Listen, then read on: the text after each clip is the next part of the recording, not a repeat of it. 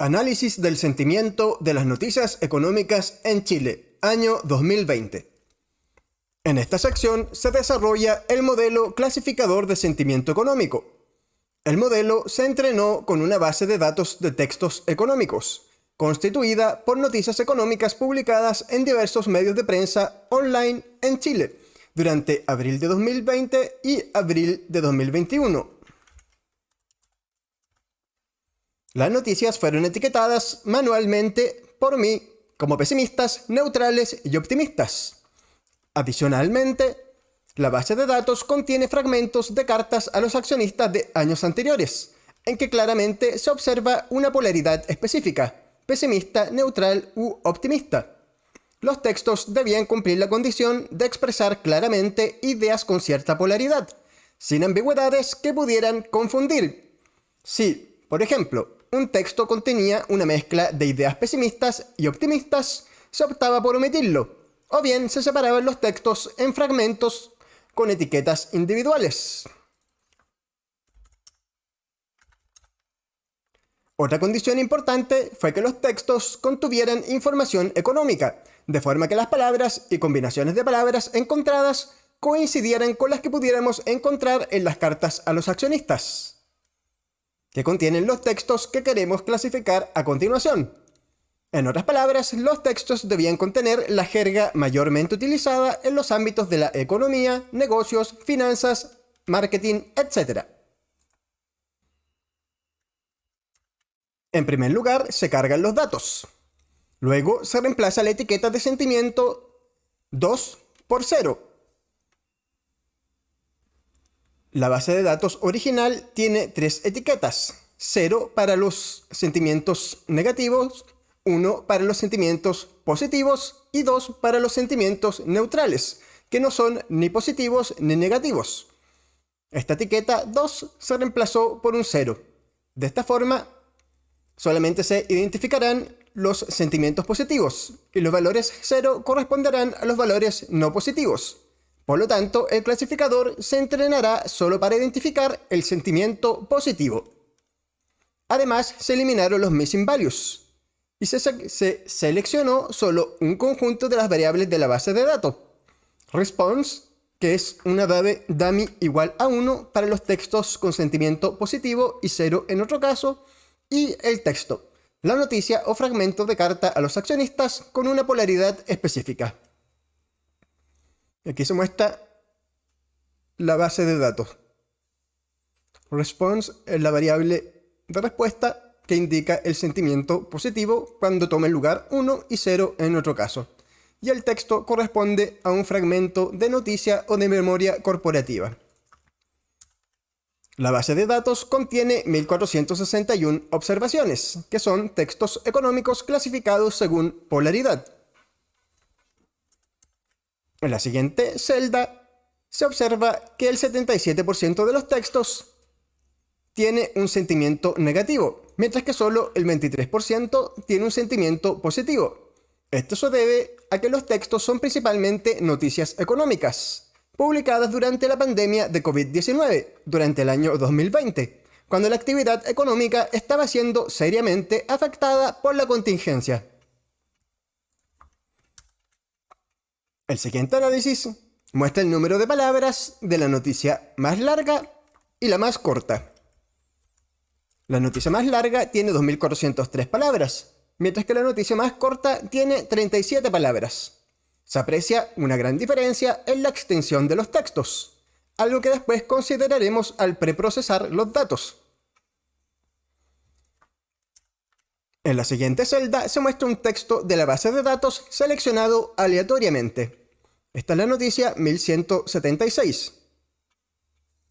Dice: uno de los grandes desafíos de este año será recuperar la actividad económica, y para lograr esto el Ejecutivo inyectará un fuerte estímulo fiscal de la mano de inversión pública, etcétera, etcétera. Veamos otra. Otro foco de desarrollo ha sido incrementar la rentabilidad de Cencosud.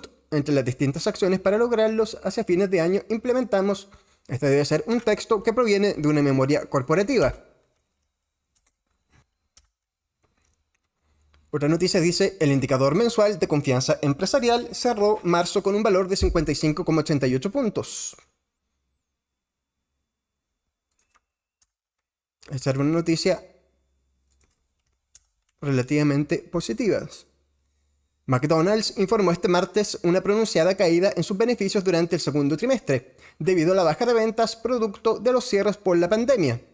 Esta es una noticia claramente negativa. A continuación, se preprocesan los datos para su posterior utilización.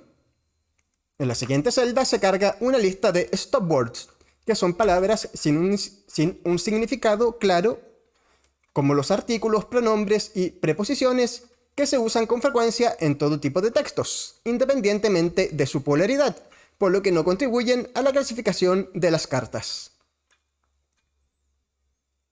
Y luego se define una función para preprocesar los textos. Esta función pone todas las palabras en minúsculas, quita números y caracteres especiales.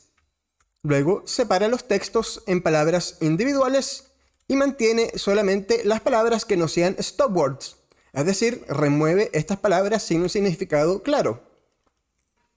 Y luego une las palabras nuevamente para formar un texto. En esta celda se aplica la función anterior a los textos de la base de datos. Y luego se muestra la misma noticia de antes, la última que vimos de McDonald's después del preprocesamiento.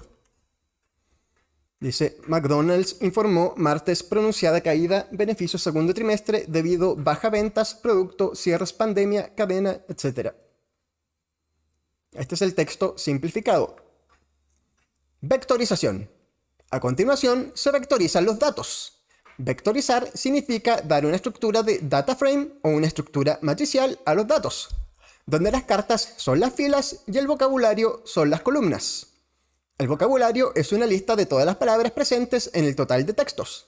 Este vocabulario se compone de las 3.000 palabras más frecuentes, porque yo lo decidí así.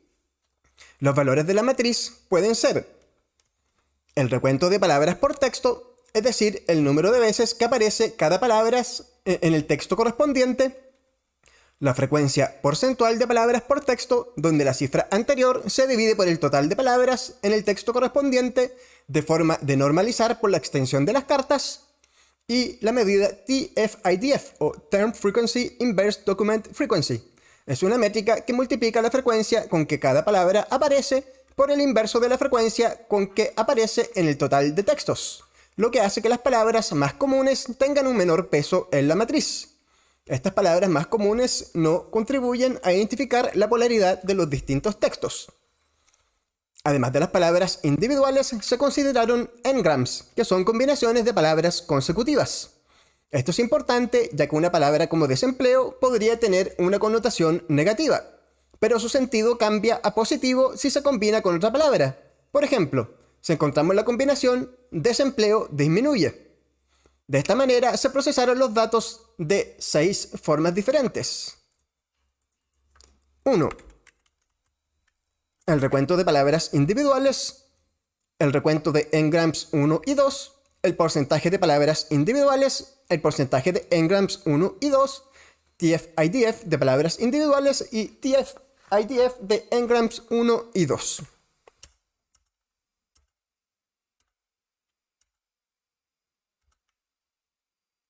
Esto es lo que se hace en estas celdas y donde se muestra una observación de la base de datos para cada tipo de base de datos. Separación de la muestra.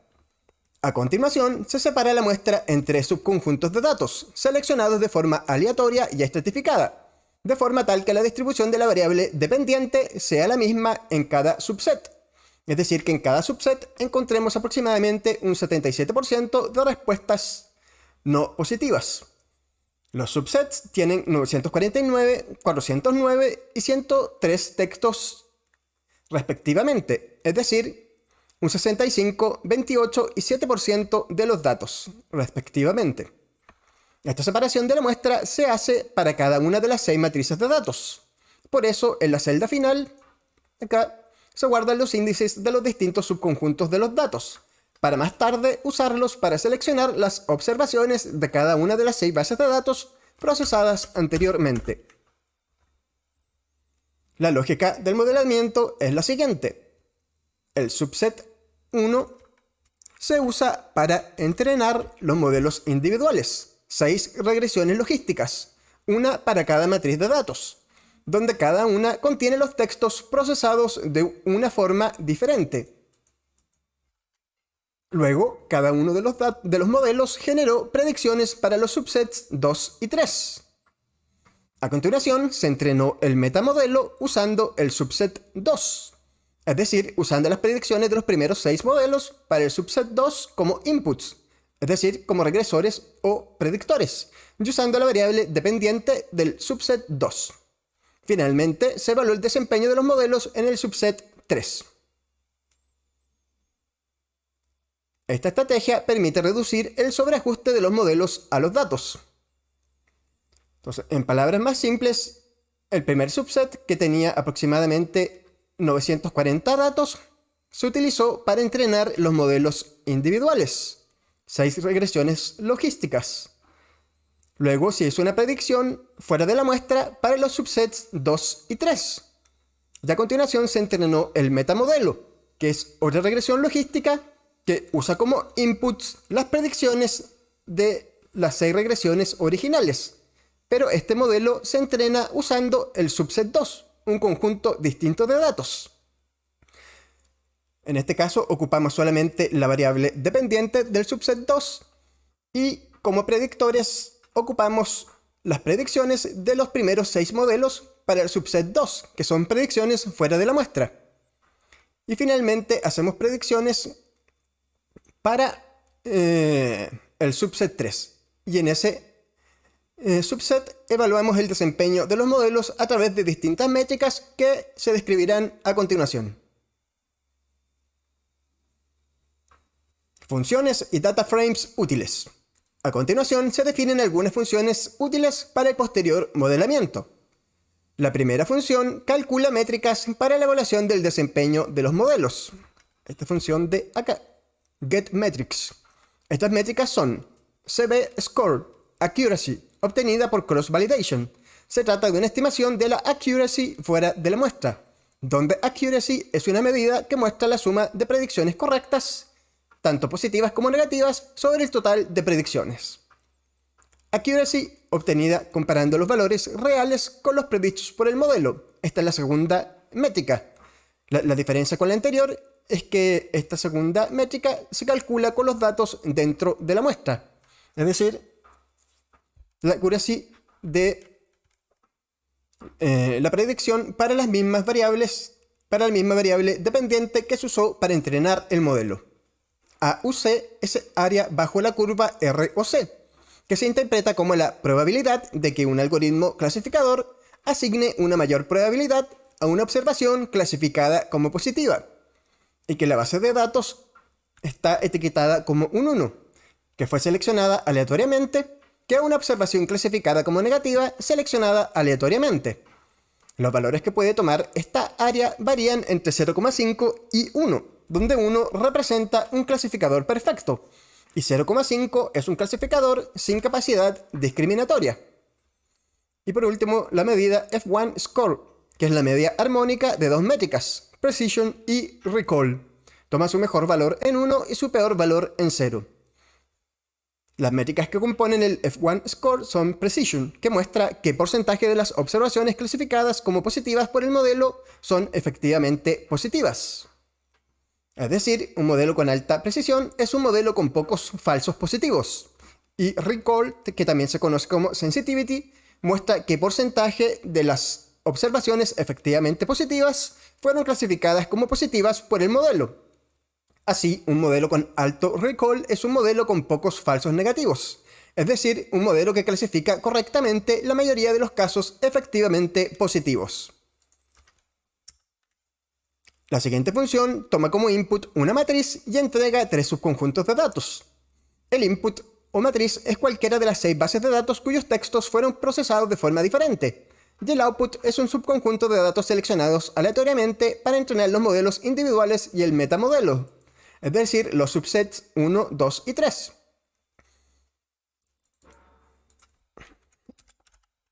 Anotémoslo acá.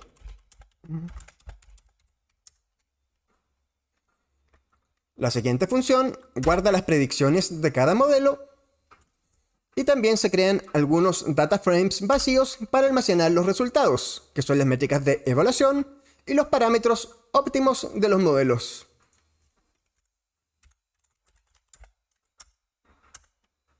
Por último, se crea un diccionario para almacenar las 6 bases de datos, donde en cada una se procesaron los valores, es decir, los pesos de las palabras, de forma diferente. Modelos de primera ronda.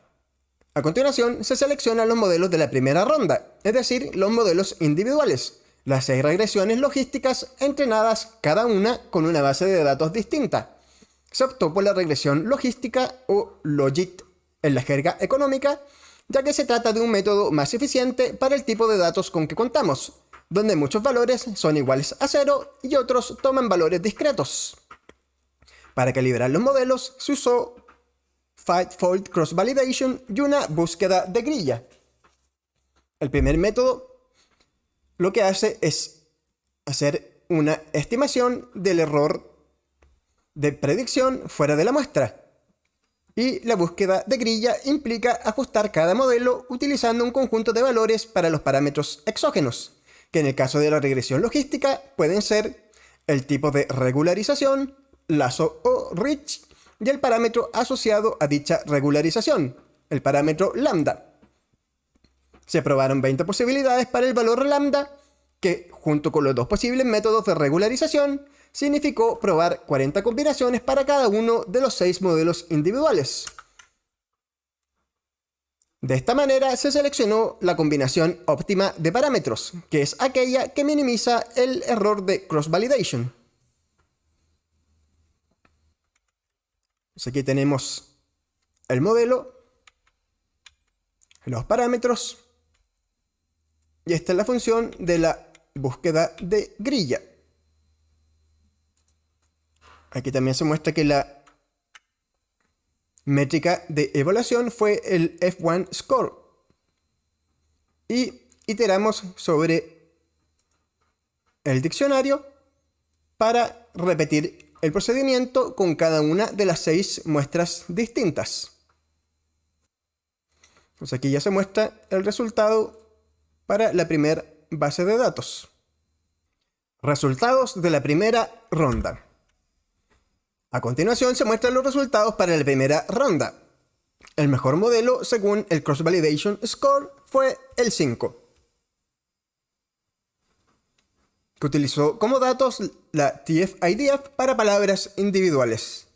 Y según todas las demás medidas, el mejor modelo fue el 1, que utilizó como base de datos el recuento de palabras individuales.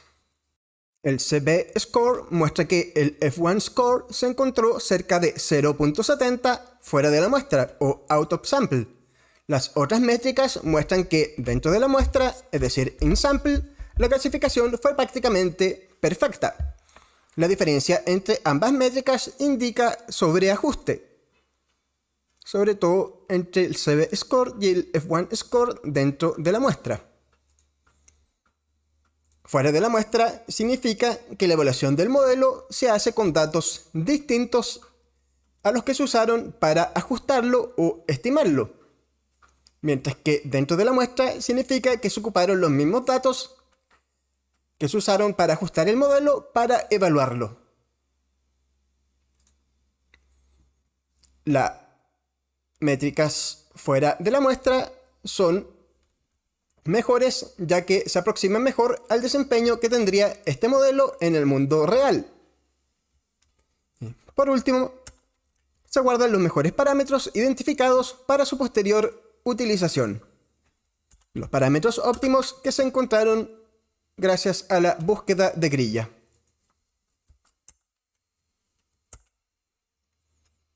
Ajuste de los modelos a la muestra completa. A continuación, se ajustan los modelos a la muestra completa. Hay que mencionar que este paso es algo redundante, ya que scikit-learn hace esto automáticamente después de elegir el mejor modelo a través de la búsqueda de grilla, aunque esto no lo sabía al momento de escribir este código, pero aproveché la instancia para guardar las predicciones de los modelos que se usarán como inputs del metamodelo. Segunda ronda, stacking. A continuación se elige el metamodelo. Este es un método de ensamblado o meta-ensamblado, donde se combinan las predicciones de otros modelos para obtener una predicción superior a la de los modelos individuales. Se repitió la búsqueda de grilla con cross-validation para el metamodelo, de forma de seleccionar sus parámetros óptimos. El metamodelo también es una regresión logística y se buscó en la misma grilla utilizada para los modelos individuales. Una vez elegido el metamodelo, se ajustó al subset 2 completo y se hizo la predicción para el subset 3. Por último, se guardaron los parámetros óptimos.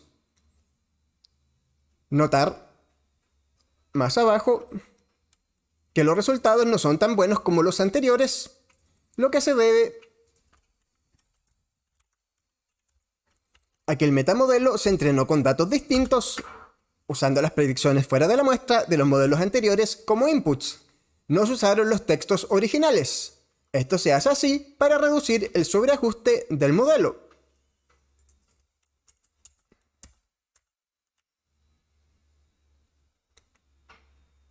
Aquí se observa que el CB-score es de 0,67, pero las medidas dentro de la muestra, que antes eran prácticamente perfectas, ahora no lo son. Sin embargo, se aprecia que la diferencia entre el CB-score fuera de la muestra y dentro de la muestra es mínima. O sea, efectivamente logramos reducir el sobreajuste del modelo.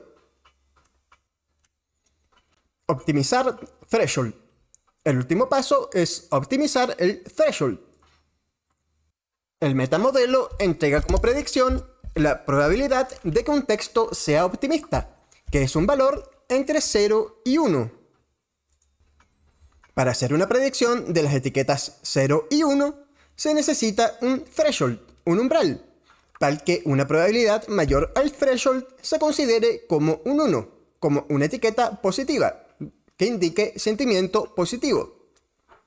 Entonces, por ejemplo, si la probabilidad fuera 0.60, la etiqueta será 1.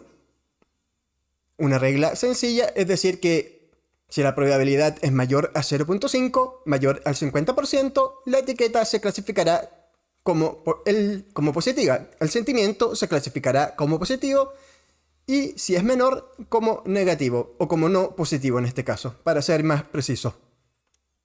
Para optimizar el threshold, se hizo una búsqueda de grilla sencilla en 300 valores equidistantes entre 0 y 1. Queremos encontrar la probabilidad entre 0 y 100% que maximiza la métrica F1 score, que habíamos dicho que es la media armónica de otras dos métricas de precisión, precision y recall. Entonces encontramos que el threshold es de 0,19, o sea, cualquier predicción que sea mayor a 0,19 será clasificada como sentimiento positivo. Y finalmente se calcula la accuracy del metamodelo tras optimizar el threshold. Y se encuentra que clasifica correctamente el 87% de los sentimientos. Aquí se muestra la variable de respuesta y la predicción.